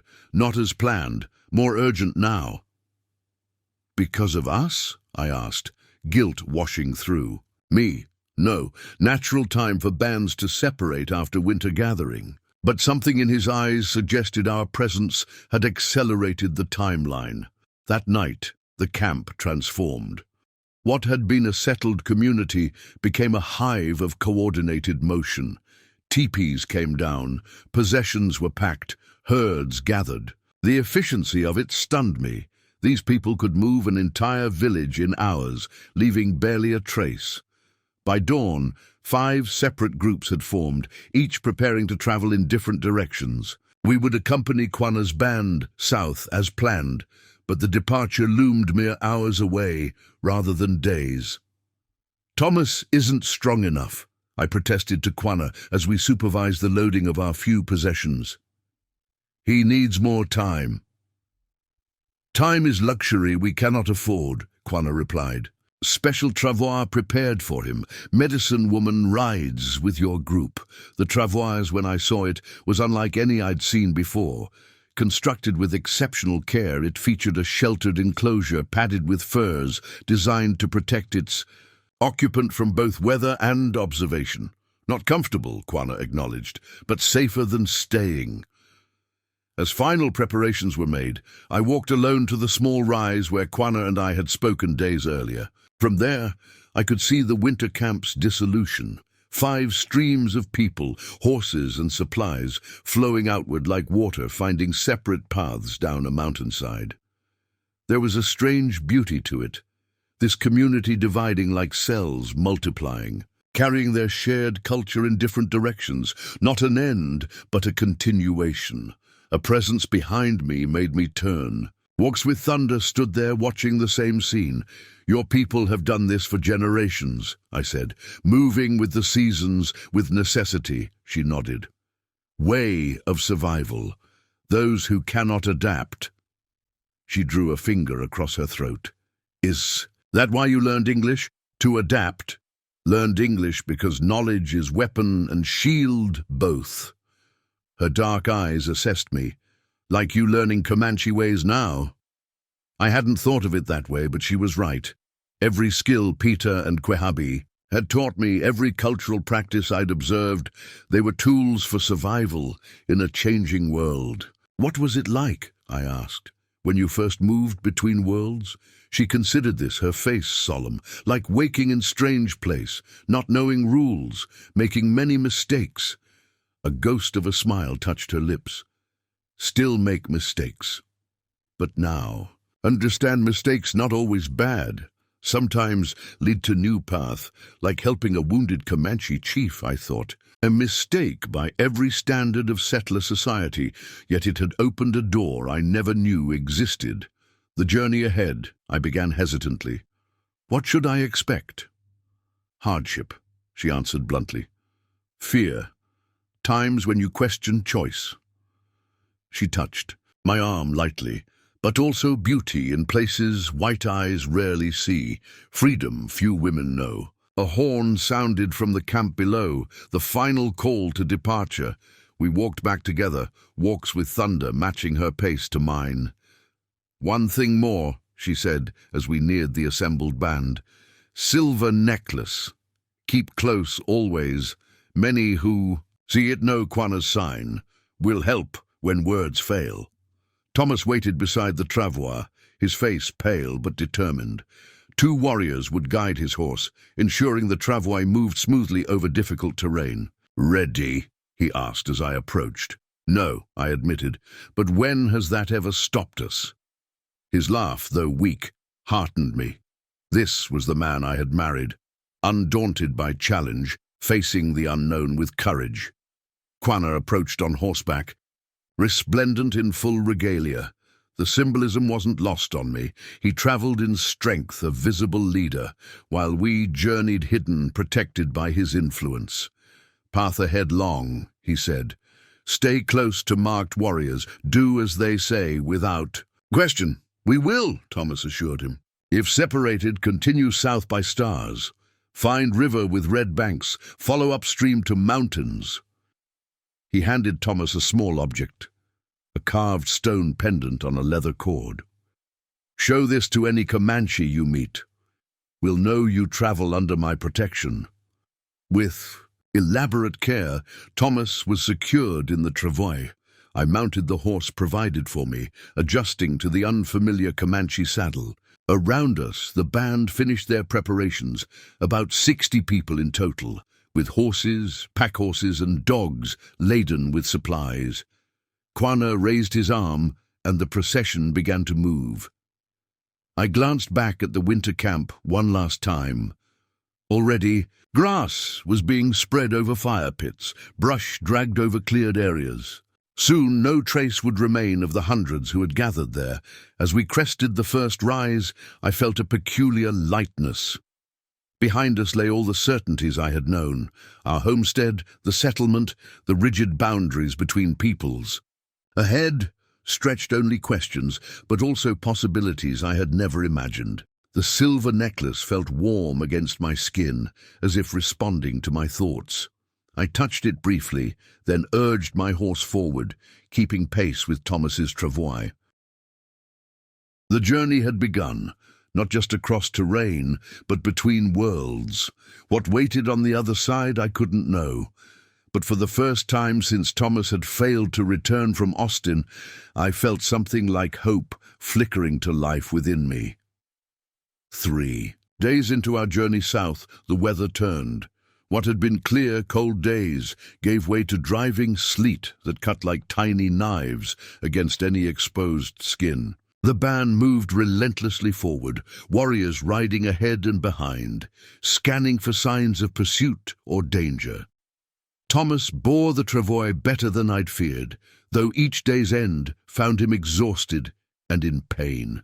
The medicine woman, walks with Thunder, tended his wound each evening, applying fresh poultices and carefully checking for signs of returning infection. Healing strong, she assured me on the third night. Man has warrior's spirit. We camped in sheltered ravines and hidden valleys, always with sentries posted. Fires were kept small and shielded to prevent their light from being seen at a distance. The caution was so ingrained it seemed instinctive, a people who had learned that survival depended on vigilance. On the fourth day, as sleet gave way to heavy snow, our pace slowed considerably. The horses struggled through drifts, and visibility decreased to mere yards. Worry creased Quanah's usually impassive features as he conferred with his lead scouts. "What's wrong?" I asked Peter, who rode near us. "Storm brings danger, but also safety," he explained. "Hides our trail, but if lost in storm..." He didn't need to finish. Winter death was a familiar spectre on the plains. By mid-afternoon, the decision was made to establish camp early in a rock-sheltered basin that offered protection from the worst of the wind. As we dismounted, I noticed several warriors gathering around Quanah, their postures suggesting concern. "Scouts saw something," Thomas observed from his travois, his instincts for trouble still sharp despite his condition. One of the scouts approached us, speaking rapidly to Peter in Comanche. The young man's expression darkened as he listened. "Bluecoats," he translated for us.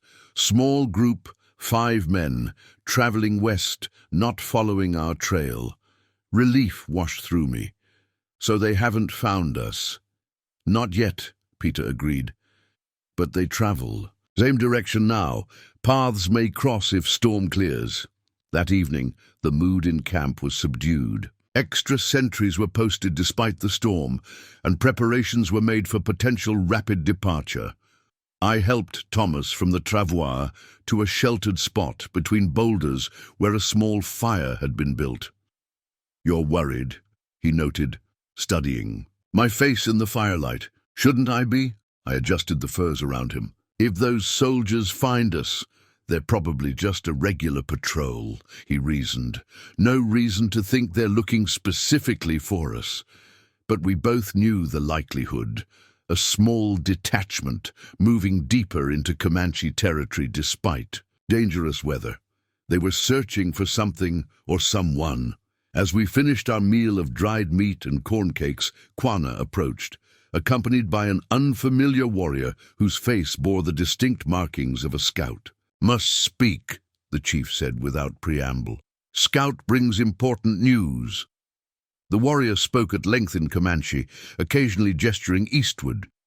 Though I couldn't understand his words, the gravity of his report was evident in Quanah's deepening frown. "What is it?" Thomas asked when the scout had finished. "Patrol not random," Quanah confirmed our fears. "Led by Lieutenant Cooper. The name hit me like a physical blow. Cooper, the officer who had questioned me at our homestead, who had spoken of rewards for information about the woman who helped Indians. "He follows trail from your homestead," Quanah continued.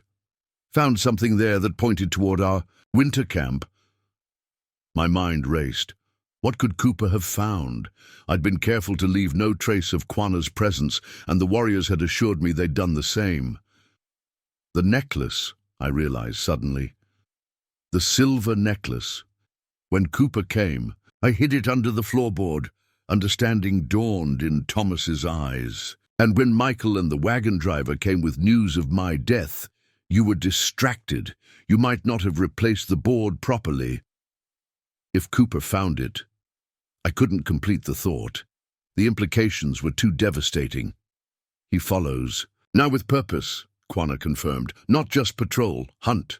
The weight of responsibility settled on my shoulders. If Cooper reached the winter camp, if he found evidence of our presence there, the consequences for Quanah's people would be severe. And if he tracked us here, what do we do? I asked, looking between Thomas and Quanah. The Comanche chief's expression was resolute. "We change path, move faster than thought possible, and," he added with grim determination, "we make Lieutenant Cooper lose his way." In that moment, I understood what he was proposing. Not just evasion, but active misdirection. A dangerous game, with lives hanging in the balance. Thomas's hand found mine, squeezing with what strength he had. "Whatever happens," he said quietly, "we face it together." Quanah nodded once, accepting our resolution. "Prepare for early departure," he instructed. "Before dawn, we ride into Storm's heart." As he walked away to share the plan with his warriors, Thomas pulled me closer. "Sarah," he said, his voice low, "if this goes badly, if we're caught," I pressed my fingers to his lips. "Don't. We made our choice. I don't regret it." "Nor I," he assured me. "But if the worst happens, know that loving you has been the greatest journey of my life." Outside our sheltered corner, the storm howled like a living thing, and somewhere, in its teeth, a determined army lieutenant tracked our path. Tomorrow would bring us deeper into danger, testing not just our courage, but our conviction that we had chosen rightly. I touched the silver necklace beneath my clothing, a talisman linking past to future, connecting the woman I had been to the woman I was becoming. "Storm or calm," I whispered to Thomas, echoing the promise we'd made on our wedding day. "I am with you." We broke camp in darkness so complete I could barely see my hands before my face. The storm had intensified overnight, wind howling between rock formations like a chorus of hungry spirits. Snow fell in blinding sheets, quickly covering any trace of our presence. Thomas was secured in his travois with extra furs against the biting cold. His face, barely visible in the pre-dawn gloom, was set with determination despite the pain each movement caused him. "You should ride ahead with the mane." "Group," he urged me as warriors secured the travois to a sturdy pinto. "I'll only slow you down." "Not a chance," I replied, adjusting my borrowed buffalo robe tighter around my shoulders. "Storm or calm, remember." A ghost of a smile touched his lips. "Storm seems to have the advantage today." Quanah appeared beside, snowflakes already accumulating on his shoulders and hair. Unlike most of the band, who wore fur hoods, he had only wrapped a strip of red cloth around his forehead, as if daring the elements to challenge him. "5 warriors stay behind," he informed us, his breath clouding in the frigid air. "Create false trail east when storm breaks. Rest of us move south fast as possible." "And Cooper?" Thomas asked. "If spirits favor us, he follows wrong trail. If not," Quanah's expression hardened, "we meet him on ground of our choosing." The thought sent ice through my veins that had nothing to do with the plummeting temperature. I had seen Quanah's warrior side emerging as danger approached, the calculating tactician replacing the diplomatic chief. This was the Quanah Parker that frontier settlements feared, and with good reason. We departed in single file, moving through the storm like shadows. I rode directly behind Thomas's travois, watching for any sign that his condition was worsening. Walks with Thunder positioned herself nearby, her weathered face alert despite the punishing conditions. The snow provided cover but exacted a brutal toll. Within hours, my fingers and toes had gone numb despite fur-lined gloves and moccasins. Ice formed on my eyelashes and around my mouth where breath froze instantly.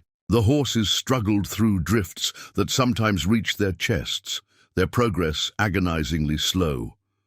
By midday, the storm began to slacken, visibility improving marginally. Quanah called a brief halt in the shelter of a rock outcropping. Warriors distributed pemmican and dried berries, food that required no cooking and could be eaten quickly. I dismounted stiffly, my body protesting after hours in the saddle. Thomas was conscious but shivering violently when I checked the travois. "This isn't working," I told Quanah, not bothering to hide my concern. "The cold is too much for him in his condition."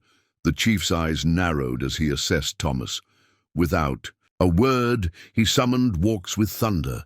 They conferred briefly before she nodded and disappeared among the horses. "Medicine Woman knows place," Quanah explained. "Hidden cave half-day's ride south. Good shelter. Defensible." "Defensible," Thomas repeated, his voice weak but mind still sharp. "You're expecting trouble." "Always expect trouble," Quanah replied. "Live longer that way." Walks with Thunder returned with a small pouch, from which she extracted pinches of a dark, pungent herb. She mixed it with water and held the cup to Thomas's lips. "Drink," she commanded. "Warms from inside.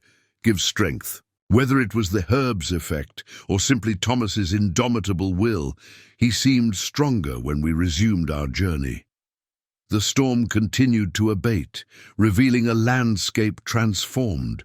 Pristine white, broken only by the dark shapes of rock formations, and scattered stands of stunted trees, beauty amid hardship. The thought struck me as I surveyed the terrain. Perhaps that was the lesson in all of this, finding unexpected grace in the midst of struggle. Quanah's scouts ranged ahead and behind, watchful for any sign of pursuit. At one point, a warrior galloped back from the rear, speaking urgently to Quanah. The chief's expression remained impassive, but I saw his knuckles whiten on his reins. "Cooper?" I asked, dread coiling in my stomach. "Tracks found near abandoned." "Camp," Quanah confirmed. "He follows true path, not false." "How?" Thomas demanded. "In this storm." Tonkawa scout with him, very skilled. There was reluctant admiration in Quanah's voice. "Reads snow like book." We pushed harder after that, driving the horses to their limits. The cold became secondary to the greater fear of capture. Each time we crested a rise, I found myself scanning the horizon behind us, expecting to see blue uniforms emerging from the whiteness. Late afternoon brought another threat. The weather cleared completely, leaving a blindingly bright landscape under a crystalline sky. Our tracks, previously obscured by falling snow, now stood out starkly against the unmarked terrain. "No hiding now," Peter observed grimly as he rode alongside me. "Must find cave before they find us." The cave, when we finally reached it near dusk, proved to be more than just a simple shelter. Concealed behind a cascade of frozen water, its entrance was barely visible until we were almost upon it. Inside, it opened into a series of chambers large enough to accommodate the entire band. "And their horses." "Old place," Walks with Thunder told me as warriors quickly established perimeters and lookouts. "My grandmother's grandmother knew it. Many winters, many summers. Ancient pictographs adorned some of the walls, hunting scenes, celestial symbols, and handprints pressed into pigment generations ago. In another time, I would have been fascinated.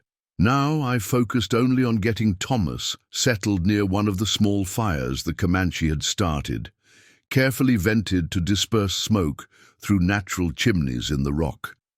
His condition had deteriorated. During the final push to the cave, The wound in his shoulder had begun seeping again, and fever flushed his cheeks despite the cold. Too much movement, Walks with Thunder diagnosed, examining the injury. Stitches pull, wound angry. She prepared fresh poultices, adding pinches of herbs from her seemingly endless supply of medicinal preparations. As she worked, Thomas drifted in and out of consciousness, occasionally murmuring my name. Before we jump back in, tell us where you're tuning in from, and if this story touches you, make sure you're subscribed, because tomorrow I've saved something extra special for you. Quanah joined us after establishing the cave's defenses.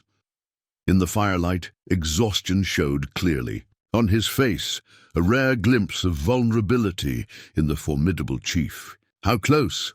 I asked without preamble. "Too close," he replied. "Scout says half-day behind us, moving fast." "What happens when they reach the cave?" Quanah's gaze moved to Thomas, then back to me. "Depends on Lieutenant Cooper.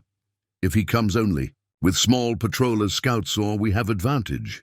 If he called for reinforcements, he didn't need to finish. Even in this defensible position, a larger force could trap us indefinitely, or worse. "This is our fault," I said, the weight of responsibility crushing down. "Your people are in danger because of us." "No." Quanah's response was sharp, definitive. "My choice to help, your choice to accept, Cooper's choice to hunt, all free people making free decisions." His words offered little comfort as night fell, and lookouts reported distant torchlight. Cooper's patrol, still advancing despite darkness. They were relentless, driving themselves as hard as we had driven ourselves. Dawn brought clarity and decision. After conferring with his warriors, Quanah approached Thomas and me with a plan that sent fear coursing through me. "Most of band continues south today," he explained. "Small group stays behind with you, me, Peter, 4 warriors, medicine woman." "You're dividing your people," Thomas observed, more lucid after a night's rest. "Risking yourself. Why?" "Cooper hunts you, but also hunts me," Quanah replied. "2 prizes, not 1. If he finds empty cave, pursuit continues. If he finds us—" A predatory smile crossed his face. "Perhaps hunt ends differently than he expects." I understood the strategy. The majority would escape while a small group created a distraction, but the risk to those who remained seemed catastrophic. "There must be another way," I argued. "Let us stay alone. Tell Cooper we forced you to help."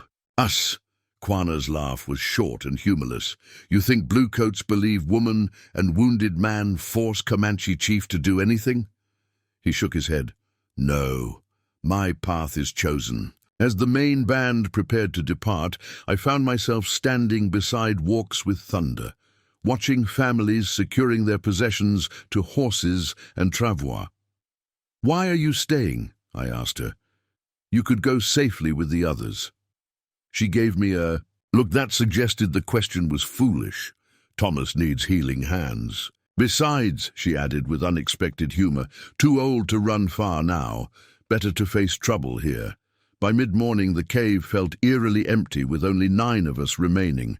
Quanah, Peter, 4 warriors, Walks with Thunder, Thomas and myself. We redistributed supplies, concealed evidence of the larger group's presence, and prepared both for defense and potential escape through a narrow secondary passage Quanah had discovered. Thomas insisted on leaving the travois, determined to sit, a horse if we needed to flee quickly. Though his wound still troubled him, his fever had subsided, and strength was gradually returning to his limbs.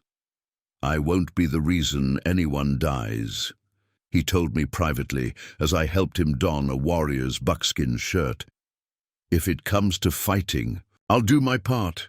I started to protest, then saw the resolve in his eyes. This was the man I'd married, stubborn, principled, unwilling to let others bear his burdens alone. Instead of arguing, I checked the pistol Quanah had provided him, ensuring it was loaded and ready. "Just don't do anything heroic," I warned. His smile was tired but genuine. "With you around, wouldn't dare." Midday brought the news we'd been dreading. Cooper's patrol had found the frozen waterfall and was examining the area for signs of entry. It would be only a matter of time before they discovered the cave's concealed opening. Quana assembled us in the main chamber, his manner calm despite the imminent confrontation. "Warriors, take positions," he instructed. "No firing unless I give signal. Sarah, Thomas, medicine woman, stay in back chamber, ready to use small exit if needed." "I should be with you," Thomas insisted. "More valuable alive than dead," Quana countered bluntly. "If things go badly, someone must tell true story." Preparing and narrating this story took us a lot of time, so if you are enjoying it, subscribe to our channel. It means a lot to us. Now back to the story. We had barely taken our positions when sounds of discovery reached us. Voices, boots on stone, the metallic noise of weapons being readied. Cooper had found the entrance. From our position in the rear chamber, I could see little, but I heard everything. The cautious advance of the soldiers, the sudden halt when they realized the cave was occupied, Cooper's voice calling out, "Quana Parker, we know you're in there. Come out with your hands empty." A long silence followed. Then Quana's reply, calm and clear, "Lieutenant Cooper, long way from fort." "I have 5 armed men with me and more on the way," Cooper warned. "There's no escape." "Always escape for Comanche," Quana answered. "Question is, why chase so hard? What drives Lieutenant Cooper to follow one chief in winter storm?" A hesitation then. "You know why. You're harboring fugitives. A white woman and possibly her husband. Settlers who aided Comanche against the United States government." "Serious charge," Quana acknowledged. "What proof?" "Found the woman's necklace, Comanche silver, hidden in her cabin.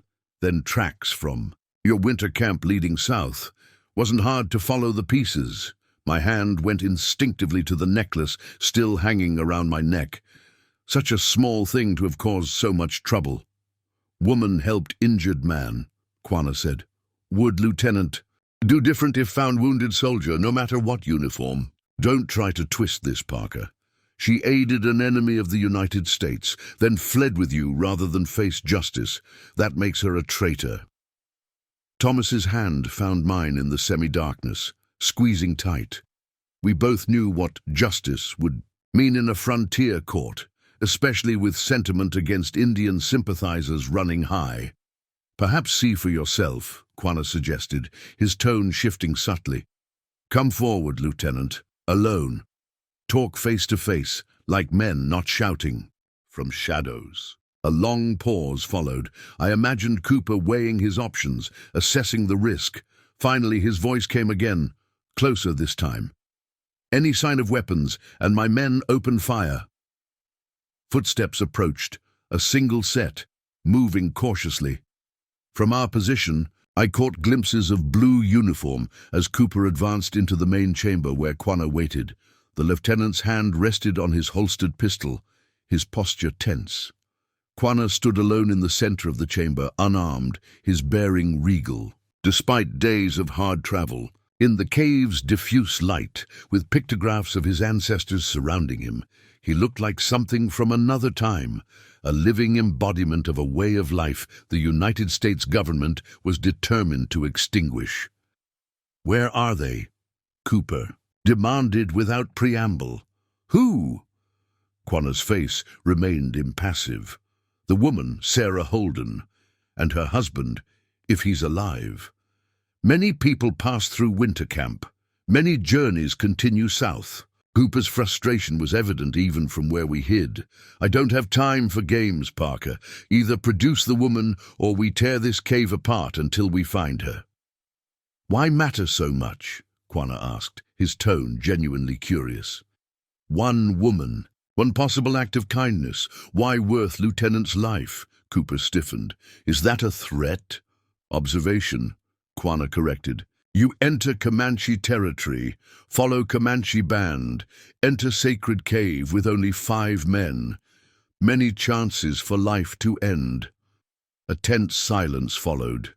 Then Cooper spoke, his voice lower, meant perhaps only for Quana, but carrying clearly in the caves. Acoustics. It's not just about her, it's about precedent. If settlers start sympathizing with Indians, helping them, the whole territory becomes ungovernable. We need clear lines, us and them. And if lines not so clear, Quanah pressed. If some Comanche speak English, trade fairly, want peace. If some whites see Comanche as people, not enemy. Cooper shook his head. Doesn't work that way, never has. Could, Quanah countered, if men like Lieutenant Cooper and Chief Quanah choose different path. Something shifted in Cooper's stance. Not relaxing exactly, but a subtle change in his bearing. That's not why I'm here. I have orders to bring in the woman and any accomplices. Orders. Quanah nodded as if the word explained everything. Strong medicine for soldiers, but order to do wrong thing still wrong. Cooper's hand moved to his holster again, his patience visibly thinning. Enough philosophy. Last chance, Parker. Where is she? I made my decision in that moment, pulling free from Thomas's restraining hand. Before he or Walks with Thunder could. Stop me! I stepped into the main chamber. I'm here, Lieutenant Cooper. Both men turned sharply. Cooper's eyes widened in recognition, while Quanah's narrowed in something like exasperation. Mrs. Holden. Cooper recovered quickly. You're under arrest for aiding enemies of the United States government. Where's your husband? Dead, I lied, smoothly. Killed in the raid on the Austin Road, just as I was told. I fled when I learned soldiers were looking for me. Cooper studied me suspiciously. And why would Quanah Parker risk his people to help you? I touched the silver necklace openly now, because I helped him when he was wounded, because he understands what you don't seem to, that compassion isn't treason. That's for a court to decide, Cooper replied, though something in his voice had changed, a note of uncertainty that hadn't been there before. What court would be fair, I challenged. What jury of settlers would listen to my side? You know as well as I do what would happen. Before Cooper could respond, movement at the cave entrance drew our attention. A Tonkawa scout appeared, speaking rapidly to one of Cooper's men. The lieutenant's face darkened as the information was relayed to him. Large Comanche band approaching from the south, he announced. At least 30 warriors. Quanah's expression revealed nothing, but I felt a surge of hope. The main group hadn't continued south after all. They'd circled back, perhaps always intending to reinforce those left behind. Cooper assessed the situation rapidly. Professional. Draining, overtaking, personal vendetta. We're outnumbered, he concluded grimly. Yes, Quanah agreed simply. A tense silence filled the cave as Cooper weighed his increasingly limited options. His patrol was positioned poorly, caught inside the cave with potentially hostile forces approaching from outside. There's another way this ends, I said into the silence. One where no blood is shed. Cooper's laugh was short and bitter. Enlighten me, Mrs. Holden. Let me go, I proposed. Tell your superiors I was never here, that your pursuit led to an empty cave and a cold trail. And why would I do that? Because Quanah is right. This isn't about me, one woman who helped an injured man regardless of his race.